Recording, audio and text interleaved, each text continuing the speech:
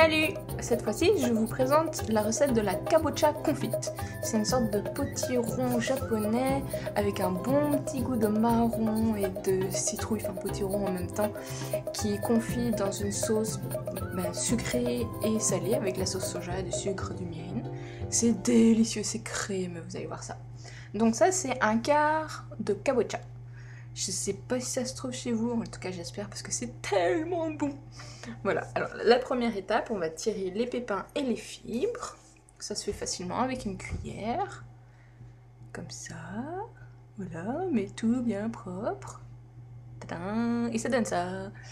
Le truc maintenant, parce que c'est très dur à couper quand c'est cru, c'est de le passer un tout petit peu au micro-ondes. Dans du... papier saran wrap, je sais plus comment ça s'appelle, enfin en tout cas au micro-ondes. Je l'ai mis 2 minutes, c'était trop. Avec un morceau grand comme ça, je vous conseille 1 minute 30, 1 minute 40. Parce que si c'est trop, après la kabocha elle va cuire, ça va s'effriter, ça va... il va se démolir tout seul quand vous allez vouloir le cuire, ça va pas être cool. Donc là c'est chaud, attention. Voilà, on retire l'emballage.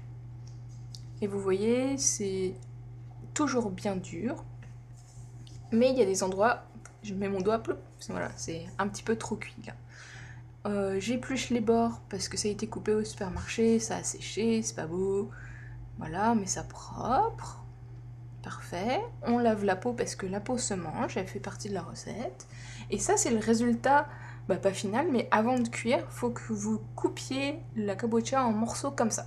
Des morceaux carrés, pas triangulaires, ça tient pas dans la casserole, carrés, avec les bords de la peau coupés en biais, parce qu'on la garde la peau, mais pas toute, on tire juste des petits bouts par-ci par-là pour faire joli, j'imagine, dans la recette c'est comme ça, voilà, ça donne ça. Et puis on coupe en biais le bord de la peau, vous voyez, comme ça coupe l'angle du bord de la kabocha, et comme ça va pas se casser pendant la cuisson, c'est ça le truc, ça casse pas les morceaux pendant la cuisson.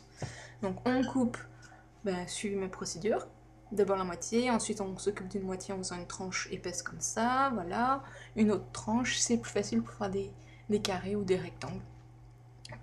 Voilà, l'autre moitié, impec. Là je m'occupe des bords de la peau. Voilà, comme ça. Ça a l'air d'être du gaspillage, mais c'est une bonne technique, parce que comme ça, il se casse pas pendant la cuisson, et vous avez un plus beau résultat. Voilà, des carrés à peu près de cette grandeur-là, c'est parfait. Vous coupez encore la peau en biais sur les bords. Et ça donne ça, voilà, le même bout que je vous ai montré tout à l'heure. Vous mettez dans votre super belle casserole.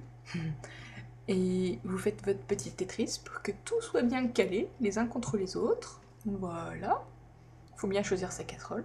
Et ensuite, vous recouvrez le tout d'eau délicatement pour pas que tout se bouscule et que votre super puzzle se défasse. Et vous mettez de l'eau jusqu'au bord. Voilà, comme ça, jusqu'au bord des kabocha, enfin des morceaux de kabocha. Voilà, ça donne ça. Vous mettez sur un feu moyen fort. Quand ça bout, vous retirez l'écume. Délicatement pour pas tout renverser, voilà, pour faire propre, et comme ça fait un bon bouillon. Voilà. Vous baissez le feu, pas trop, moi je l'ai trop baissé là, mais je vais le remettre, hop, je vais le remonter, et vous versez du sucre dessus et un petit peu de sel. Voilà. Vous le recouvrez avec un couvercle super léger pour pas que ça écrase, et qu'il soit plus petit que la casserole, comme ça va directement sur les morceaux de kabocha, ça les empêche de bouger quand l'eau bout, puis ça permet à l'eau de bien s'imprégner sur le dessus aussi, le bouillon.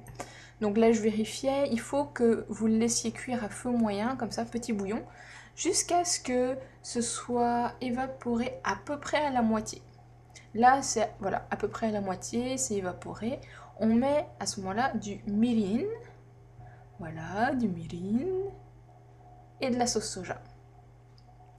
Et là, dans la recette, ils disaient pas, alors j'étais pas sûre, s'il fallait remettre le couvercle ou pas. Moi, je l'ai remis juste quelques minutes, histoire que ça rebout légèrement, et que ça s'imprègne, que le goût de la sauce s'imprègne sur le dessus aussi.